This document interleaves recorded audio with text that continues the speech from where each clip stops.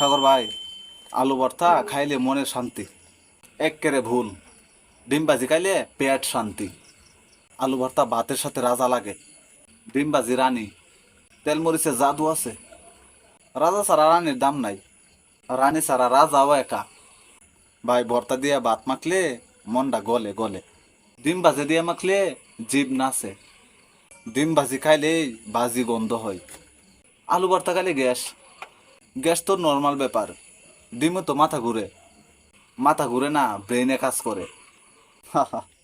তোর এই ব্রেন কি আগে বন্ধ আছিল? না, তুই আর চিল্লাস না।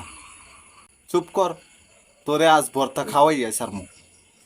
তুই যা যা, আমি ডিম ভাজা মাই খেয়ে খাইতাছি। আলু ভর্তা ছাড়া খাওয়ান পাপ। আর ডিম ভাজি ছাড়া ভাত মরুভূমি মরুভূমি। তোরে পেঁয়াজ দিয়া ভর্তা বানাইয়া ফেলমু। আমি তোরে ডিম ভাজা দিয়া জ্বালাইয়া ফেলমু। কিন্তু শেষে তো দুইটাই খাই। তর্ক হইলেও খাওয়া একসাথে, কি কস? হ, সত্যি কথা কইছস।